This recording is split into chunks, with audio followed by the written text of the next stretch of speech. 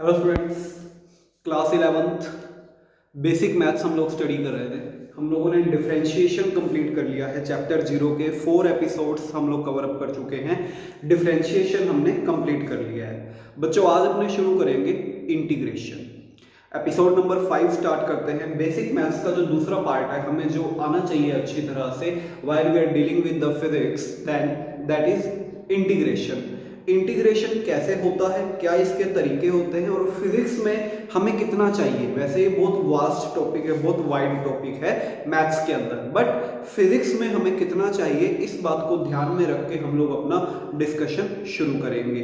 हमें यूट्यूब पे सब्सक्राइब कीजिए और हमें इंस्टाग्राम पे @thePhysicsBooster फॉलो कीजिए। आप लोग डाउट्स वगैरह भी सब पूछ सकते हैं। टेलीग्राम चैनल का और ग्रुप का जो लिंक है आपको डिस्क्रिप्शन बॉक्स में मिल जाएगा, वहां पे आप ज्वाइन करके अपने जितने भी डाउट्स हैं यू कैन आस्क।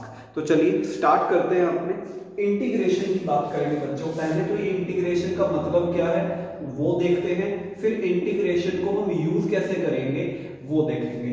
देखिए, बेसिकली इंटीग्रेशन का मतलब होता है टुकड़ों में जोड़ना। पीसेज में आप किसी चीज को ऐड करते हैं ना। जैसे फॉर एग्जांपल मान लीजिए हमारे पास एक बहुत बड़ी रोड है, हमें नहीं पता ये कितनी है, ठीक है। मान लीजिए, चलो लेट कंसीडर इसकी लेंथ है 100 मीटर, इसकी लेंथ है। क्लियर। अब क्या कर सकते हैं आपको बोला गया इस रोड की टोटल लेंथ कैसे मेजर करी गई। उसको मेजर करने के बहुत तरीके हो सकते हैं। पहला मेथड तो सिंपल सा हो सकता है कि इस रोड को मैं 100 पार्ट्स में डिवाइड कर दूं जो कि 1 मीटर के हों और सबको मैं ऐड कर दूं। 1 मीटर के 100 पार्ट्स कंसीडर करूं और सबको ऐड कर दूं 1 + 1 + 1 + 1, तब मेरे को ये रोड ऑब्टेन हो जाएगी। मान लीजिए किसी को लगा कि नहीं 1 मीटर नहीं, हमें काम करते हैं हाफ ऑफ मीटर के 200 पार्ट्स कंसीडर करते हैं। हाफ ऑफ मीटर के 200 पार्ट्स कंसीडर करते हैं और उनको ऐड करते हैं। तो जैसे हम हाफ ऑफ मीटर के 200 पार्ट्स कंसीडर करेंगे तब भी देखिए आपको क्या मिलेगा, 100 मीटर मिलेगा। किसी को लगा नहीं ऐसे नहीं, हम हाफ की जगह 1/4 मीटर के 400 पार्ट्स कंसीडर करते हैं और उनको ऐड कर देते हैं। तीनों ही केसेस में क्या हो रहा है बच्चों, तीनों ही केसेस में आपको आउटपुट कितना मिल रहा है, 100 मीटर मिल रहा है। और तीनों ही केसेस में आपको क्या करना पड़ रहा है, छोटे छोटे पार्ट्स का एडिशन करना पड़ रहा है, छोटे छोटे पार्ट्स को ऐड करना पड़ रहा है। एडिशन करने की इसी प्रोसेस को बच्चों बड़े लेवल पे इंटीग्रेशन बोला जाता है। ऐड करने की इसी टेक्निक को इंटीग्रेशन बोला जाता है। बेसिकली हमें फायदा क्या होगा कि अगर हम अलग अलग टाइप से ऐड कर रहे हैं तो हमें फायदा ये मिलेगा, एक्यूरेसी ज्यादा आएगी। जितना आप इसको छोटे पार्ट्स में डिवाइड करते जाओगे एक्यूरेसी उतनी ही क्या आ जाएगी, ज्यादा आ जाएगी। लेकिन यहाँ पे इंटीग्रेशन कैसे इस चीज को सिंपल बना सकता है, बस उसके लिए थोड़ी सी मैथ्स लगानी होगी। हमें इसकी लेंथ की इक्वेशन अगर मिल जाए, हमें इसकी लेंथ की अगर इक्वेशन मिल जाए तो हम सिर्फ एक स्टेप में इंटीग्रेशन का यूज करके इसकी लेंथ कैलकुलेट कर सकते हैं। तो इंटीग्रेशन क्या करता है, integration is the alternative of the addition. Additions को क्या कर देता है, बहुत आसान बना देता है, बहुत छोटे लेवल पे ले आता है, उनको बड़ा आसान कर देता है, तो सिंप्लीफाई कर देता है। तो इंटीग्रेशन का मतलब ही क्या होता है, इंटीग्रेट का मतलब है टुकड़ों को जोड़ना, छोटी छोटी चीजों को जोड़ के एक जगह पे रख देना। ऐसे ही इंटीग्रेशन की एक और इंपॉर्टेंट प्रॉपर्टी है बच्चों, वो क्या है कि जो इंटीग्रेशन होता है ना वो डिफरेंशिएशन का एक रेसिप्रोकल प्रोसेस है। अगर आपको पावर्स को छोटा करना है, आपको चीजों को छोटा करना है, आपको फंक्शंस को छोटा करना है, डिफरेंशिएशन यूज कीजिए। आपको फंक्शंस को बड़ा करना है, पावर्स को बड़ा करना है, इंटीग्रेशन यूज कीजिए।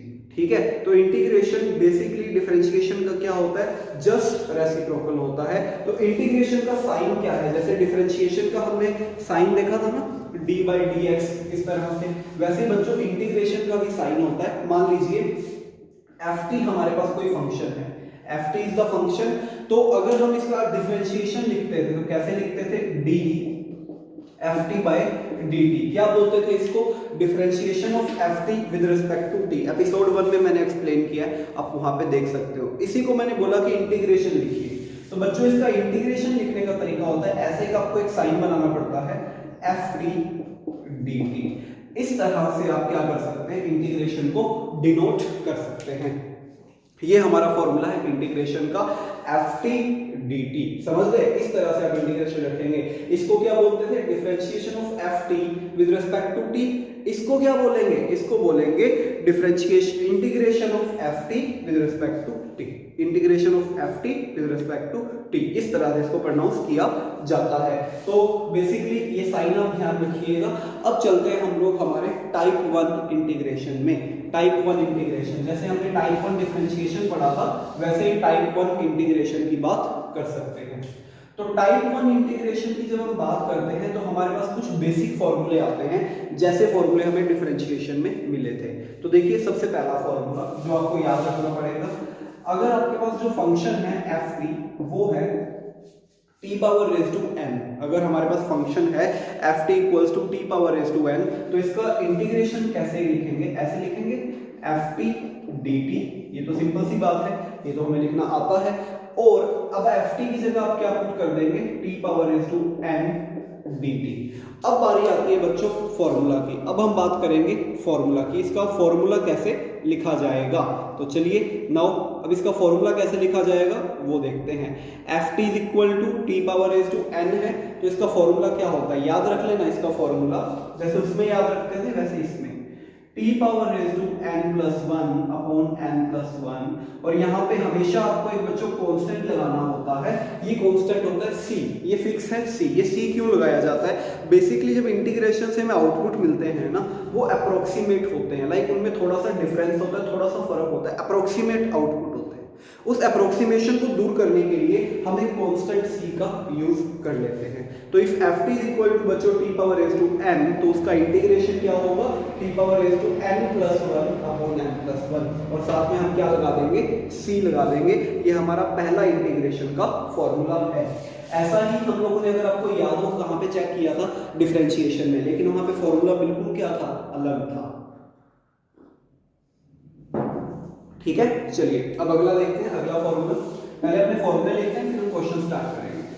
पहले अपने फॉर्मूले डिस्कस करेंगे। सेकंड फॉर्मूला जो हम लोग यूज करने वाले हैं बच्चों, if F T is equal to sine T. फॉर्मूले फंक्शन वही रहेंगे जो हम वहां पे यूज करते थे। तो इंटीग्रेशन ऑफ साइन टी को क्या लिखा जाएगा, minus of cos t plus क्या आ जाएगा, सी। याद रख लीजिए, कंफ्यूज मत होना, अक्सर डिफरेंशिएशन और इंटीग्रेशन में कंफ्यूजन हो जाता है, बट आपको कंफ्यूज नहीं होना है। थर्ड फॉर्मूला बच्चों, एफ टी इक्वल टू, अगर हम एज्यूम कर लें cos t, तो क्या लिखा जाएगा, cos t dt, तो यहाँ क्या आ जाएगा, sin t आ जाएगा। ठीक है, c को मत भूलिएगा, c को चलने दीजिएगा। आगे चलते हैं फोर्थ, मान लीजिए F T is equal to e power raise to t है, तो यहाँ क्या आ जाएगा, e t dt। जब इसको सोल्व करेंगे तो जैसा डिफरेंशिएशन में होता था वैसा ही इंटीग्रेशन में होगा, यहां भी आ जाएगा e power raise to t plus c। Clear, तो आपको ये चार फॉर्मूले होप क्लियर होंगे। चलिए फिफ्थ फॉर्मूला की तरफ चलते हैं। We are moving towards the fifth formula. पांचवा फॉर्मूला देखते हैं क्या आएगा। फिफ्थ फॉर्मूला देखिए टाइप 1 के अंदर इंपॉर्टेंट है, सबसे ज्यादा इंपॉर्टेंट है, सबसे ज्यादा यूज करेंगे। अगर मान लीजिए हमारे पास आ जाए बच्चों कोई कांस्टेंट आ जाए, कोई कांस्टेंट आ जाए, कोई भी कांस्टेंट आ गया, लाइक x, लाइक k आ गया, पाई आ गया, e आ गया, कोई भी कांस्टेंट आ गया। तो कांस्टेंट का डिफरेंशिएशन बच्चों क्या होता है, कांस्टेंट डिफरेंशिएशन क्या होता था, जीरो। इंटीग्रेशन क्या होता है कांस्टेंट का, कांस्टेंट इनटू t, ये आप लिख सकते हैं, प्लस c। देखिए अगर यहाँ पे dt है, अगर यहाँ पे dt है तो कांस्टेंट इनटू t, अगर यहाँ पे x है तो कांस्टेंट इनटू x, अगर यहाँ पे y है तो कांस्टेंट इनटू y, अगर यहाँ पे z है तो कांस्टेंट इनटू z। इस तरह से आप इंटीग्रेट कर सकते हैं कांस्टेंट dt का कांस्टेंट इनटू t प्लस क्या आ जाएगा बच्चों, c आ जाएगा। समझ गए, इस तरह से आप इसको इंटीग्रेट कर सकते हैं। तो इंटीग्रेशन करते टाइम ये पांच फॉर्मूले आपके पास आ चुके हैं। सिक्स्थ फॉर्मूला की हम बात करते हैं। मान लीजिए बच्चों आपके पास आ जाए 1/t dt, 1/t, तो इसका आपको डायरेक्ट याद रखना पड़ेगा। इसका होता है बच्चों ln t plus c। ln मतलब log, ये हम लोगों ने डिफरेंशिएशन के टाइम भी बात करी थी इसकी, कि log एक फंक्शन है मैथ्स का जिसको ln की फॉर्म में भी लिखा जा सकता है। तो क्या आ जाएगा, ln t प्लस c। बात समझ आई आपको? तो ये आप ध्यान रखिएगा, कांस्टेंट का करें तो constant into t plus c, 1/t का अगर करेंगे हम लोग तो क्या आ जाएगा, ln t plus c। Done. अभी कुछ क्वेश्चंस अपने कंसीडर करेंगे तो वहां से आपको बेटर क्लैरिटी मिलेगी। इंटीग्रेशन में देखिए फिजिक्स में हमें 6 फॉर्मूलाज की जरूरत पड़ती है, बाकी जो टाइप 1, टाइप 2, टाइप 3 आपके थ्रू आपको चीज़ों की एक्सप्लेनेशन मिलती रहेगी, लेकिन फॉर्मूले आपने अभी तक 6 ही याद रखने हैं, इसके अलावा हमें ज़्यादा जरूरत नहीं पड़ने वाली है। ठीक है, तो देखिए चलिए एक क्वेश्चन से शुरू करें अपने। आज देखिए बहुत सिंपल से क्वेश्चन से शुरू करेंगे हम लोग। जैसे फॉर एग्जांपल फर्स्ट एग्जांपल हमें दे दिया गया कि रूट टी डी टी की वैल्यू फाइंड आउट कीजिए। तो ध्यान से अगर आप देखें रूट टी डी टी को पहले तो वही काम किया करो, शक्ल थोड़ी सी अच्छी कर दो इसकी। अगर आप इसकी शक्ल अच्छी करेंगे तो क्या लिखा जाएगा, टी हाफ डी टी, कर दिया इतना। अब देखिए ये T power raise to N वाले फॉर्मूला से मैच हो रहा है। किससे मैच हो रहा है, T power raise to N वाले फॉर्मूला से। और T power raise to N वाला फॉर्मूला कहता है कि T power raise to N plus 1 upon N plus 1, यहाँ पे क्या आ जाएगा, सी आ जाएगा। एन की वैल्यू 1/2 पुट करके देखो, टी 1/2 प्लस 1 अपॉन 1/2 प्लस 1, यहाँ पे आ जाएगा सी आ जाएगा। तो देखिए फाइनल आंसर हमारा आ गया, ये बन गया बच्चों 3/2, ऊपर जाके हो गया 2/3, T power raise to 3/2 plus C. तो लो ये इंटीग्रेशन हो गया। ठीक है, इंटीग्रेशन पता लग रहा है, डिफरेंशिएशन से थोड़ा सा टफ रहेगा बट आपको करना आना चाहिए। ठीक है, क्लियर, समझ आ गया, इस चीज को आप ध्यान रखना। चलिए और एग्जांपल देखते हैं। आज मैं ये एग्जांपल करवाऊंगा आपको, अच्छी तरह से आप समझ लीजिए कि इंटीग्रेशन को कैसे परफॉर्म किया जाता है। दूसरा एग्जांपल मैं कंसीडर कर रहा हूं, जैसे मान लीजिए मैंने आपको बोला कि टी डी टी का इंटीग्रेशन अपने को करना है। तो टी डी टी का मतलब क्या हुआ, टी डी टी का बच्चों मतलब हुआ T power raise to 1 D T, यही तो मतलब हुआ। अगर ऊपर कोई पावर नहीं है तो उसको हम क्या मान लेते हैं, 1 एज्यूम कर लेते हैं। तो टी डी टी का मतलब क्या हो गया, T power raise to 1 D T. अब क्या करेंगे, इसका इंटीग्रेशन कैसे करते हैं, फॉर्मूला अप्लाई करें, T power raise to 1 plus 1 plus C, क्या आ जाएगा, T square by 2 plus C. I will suggest you कि आप टी का डिफरेंशिएशन डायरेक्टली ही याद रख लें तो काफी आपके लिए हेल्पफुल रहने वाला है।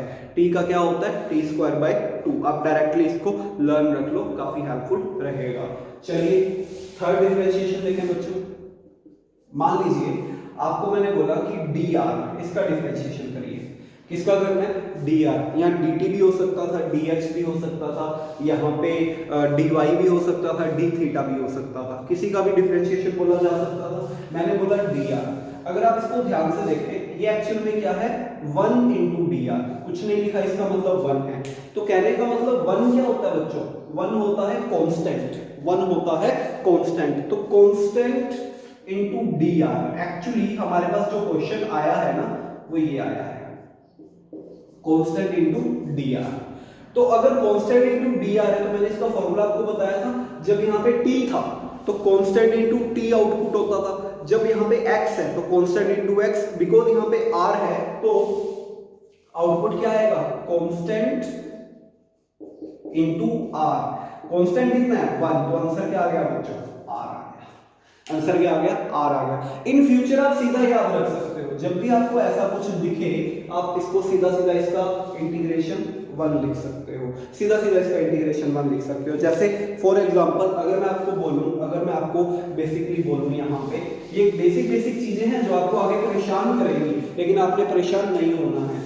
जैसे मैंने आपको बोला कि dx का क्या होगा, या मैंने आपको बोला अकेले dt का क्या होगा, या मैंने आपको बोला कि dy का क्या होगा, या मैंने कहा कि d थीटा का क्या होगा, तो आप इनको टेंशन मत लो, सीधा सीधा यहाँ पे x, यहाँ पे t, हाँ c लगाते चलिए y प्लस c, और यहाँ पे क्या आ जाएगा, थीटा प्लस, इस तरह से डायरेक्ट आप इनको लिख सकते हैं, तो कोई कंफ्यूजन आपको नहीं होनी चाहिए। बाय द वे मान लीजिए यहाँ पे आ जाता, मान लीजिए आ जाता 2dx, इसका कैसे करते, इसके लिए हम लोग वही रूल लगाते हैं, क्या याद है, कांस्टेंट जब अकेला आता है तो उसको क्या करते हैं, फॉर्मूला से यूज करते हैं, और किसी के साथ आता है तो उसको बाहर बिठाते हैं, और जिसके साथ आया है उसका क्या कर देते हैं, इंटीग्रेशन कर देते हैं। यहाँ पे देखिए आप, यहाँ पे आपको मिला 2dx, क्या मिला, 2dx। तो इंटीग्रेशन कैसे करेंगे इसका, सिंपल तरीका है, आप क्या करो, इसमें इंटीग्रेशन में आप हमेशा ही बाहर बिठाओ, डिफरेंशिएशन में क्या होता था, या तो बाहर बिठाते थे या जीरो कर देते थे, या तो बाहर बिठाते थे या जीरो कर देते थे। इंटीग्रेशन में हमेशा ही बाहर बिठाना है, हमेशा ही बाहर बिठाना है। तो 2dx, इसका तुम्हें अभी मैंने बताया क्या होगा ये, तो आंसर क्या आ जाएगा 2x plus C, that's it, खत्म। बाहर बिठाया 2x प्लस सी। जैसे मान लीजिए मैंने बोला यहाँ पे आपके पास है 6dt, इसका अगर इंटीग्रेशन करने को बोला गया तो क्या करोगे, 6 को बाहर बिठाओगे, यहाँ पे आ गया dt, और इसका तुम्हें करना आता है, क्या आ जाएगा बच्चों 6t प्लस सी। इस तरह से आप बेसिक इंटीग्रेशन कर सकते हैं। चलिए और एग्जांपल देखते हैं। इंटीग्रेशन को ढंग से समझ लेना, ज्यादा यूज आता है डिफरेंशिएशन से इंटीग्रेशन फिजिक्स में, जैसे क्योंकि हर डेरिवेशन में आपको चाहिए होता है। जैसे बच्चों मैंने आपको बोला कि g m1 m2 by R square, इसका मेरे को क्या करना है, इंटीग्रेशन करना है। g m1 m2 by R square का इंटीग्रेशन करना है, जहां पे किसके रेस्पेक्ट में करना है, r के रेस्पेक्ट में करना है। तो ये चीज हमें पता है, हमें r के रेस्पेक्ट में करना है ना, तो r के अलावा बाकी जितने भी चीजें होंगी वो क्या होंगी, कांस्टेंट होंगी। इसका मतलब g भी कांस्टेंट, m1 भी कांस्टेंट, m2 भी कांस्टेंट। अभी मैंने आपको बताया है इंटीग्रेशन में कांस्टेंट के साथ क्या बर्ताव किया जाता है, हमेशा उनको बाहर बिठाया जाता है। तो आप क्या कीजिए, उनको बाहर बिठाइए, g m1 m2, बच्चों अंदर क्या रह गया, dr बाय आर स्क्वायर। अब इसको करने के लिए थोड़ी सी इसकी शक्ल अच्छी कर लो, g m1 m2 r minus 2 dr, g m1 m2 r minus 2 dr, done.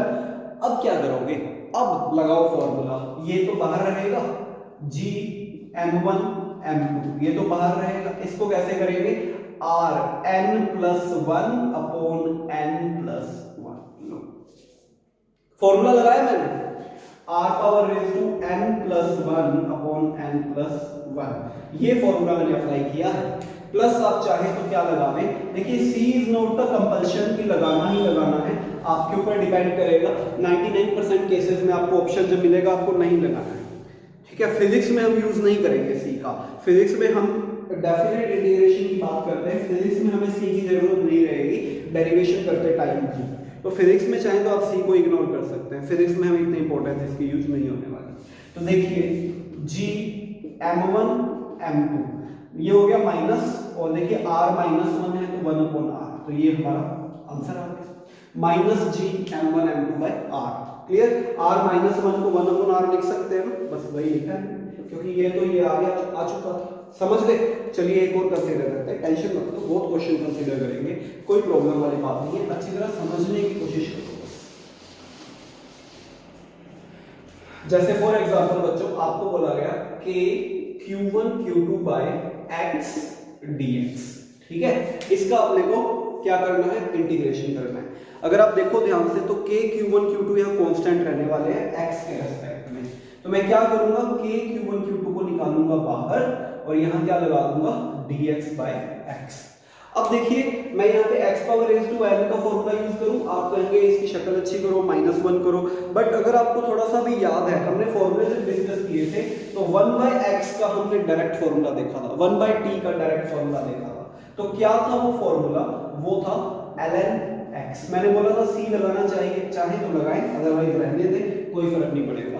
1/x का डायरेक्ट फॉर्मूला हमने देखा था ना, क्या था, ln x, तो मैंने सीधा वो अप्लाई कर दिया। एक 1/x या 1/t या 1/r या 1/θ इनका डायरेक्ट फॉर्मूला होता है, बाकी सब के लिए आप x power raise to n का यूज करेंगे। चलिए अगला क्वेश्चन कंसीडर करें। जैसे मैंने आपको बोला था कि हमें बच्चों सोल्व करना है sin theta plus cos theta, किसके रेस्पेक्ट में बच्चों, d थीटा के रेस्पेक्ट में। जब दो फंक्शंस आ जाएं तो इनके आप दो टुकड़े करते हैं, पहला टुकड़ा sin थीटा d थीटा ऐसे, और दूसरा टुकड़ा cos थीटा d थीटा, ऐसे दो टुकड़े करते हैं। d थीटा को अंदर कर दिया, बीच में प्लस, फिर cos थीटा को d थीटा के साथ रख दिया। sin थीटा का फॉर्मूला डायरेक्ट अप्लाई करें, आपको बताया मैंने, minus cos theta. cos theta का डायरेक्ट अप्लाई करें, आपको बताया मैंने, sin थीटा। c लगाना चाहें लगाएं, नहीं लगाना चाहें मत लगाएं, ये हमारा आंसर आ गया। समझ आई बात। ऐसे फॉर एग्जांपल एक और क्वेश्चन कंसीडर करते हैं। जैसे आपको बोला गया कि फॉर एग्जांपल एक और मान लीजिए हमें दिया गया alpha T square plus T plus 1। मान लीजिए इसका अपने को इंटीग्रेशन करना है, alpha T square plus T plus 1। तो स्टेप 1 क्या करोगे, 3 पार्ट्स में डिवाइड कर दो, alpha T square D T plus T D T plus 1 D T. ठीक है, 3 पार्ट्स में डिवाइड कर लिया। अगले स्टेप में क्या करोगे, वही कांस्टेंट और वो सिंपल रूल, अल्फा कांस्टेंट है बाहर बिठाइए, यहां रह गया टी स्क्वायर डी टी, यहां कोई कांस्टेंट नहीं है, यहां पे 1 कांस्टेंट है बाहर बिठाइए, रह गया। अब इसका जो सिंपल तरीका इंटीग्रेट करने का अप्लाई करो, अल्फा इसका बच्चों क्या हो जाएगा, टी 2 + 1 बाय 2 + 1 प्लस टी का क्या होता है, मैंने आपको स्टार्टिंग में बताया 1 + 1 1 + 1 और 1 अकेला कांस्टेंट बाहर था, dt का बच्चों मैंने आपको बताया क्या होता है t। तो लो हो गया सॉल्व। तो फाइनल आंसर यहां से क्या आ जाएगा बच्चों, ये आ जाएगा alpha t³ 3 plus t² 2 plus t। तो this is our final answer. समझ आया आपको? तो ये बेसिक इंटीग्रेशन चल रहा है, अच्छी तरह से इस लेक्चर को रिवाइज करना। अगले लेक्चर में मैं कुछ और क्वेश्चन तुम्हें सॉल्व कराऊंगा और इंटीग्रेशन का अगला पार्ट तुमसे डिस्कस करूंगा। टिल देन आप इनको अच्छी तरह से रिवाइज करके रखना, फॉर्मूले लर्न करके रखना। मिलता हूं मैं आपसे अगले लेक्चर में। Till then take care, bye bye and subscribe the YouTube channel and join our Telegram group, link आपको डिस्क्रिप्शन बॉक्स में मिल जाएगा। इंस्टाग्राम पे हमें फॉलो कीजिए @thePhysicsBooster, उसका लिंक भी आपको डिस्क्रिप्शन बॉक्स में मिल जाएगा। बहुत जल्दी आपके साथ एपिसोड 6 लेके आऊँगा, डिफरेंशिएशन के, इंटीग्रेशन के, सॉरी, अगले कंसेप्ट्स अपने डिस्कस करेंगे। चलिए मिलते हैं नेक्स्ट वीडियो।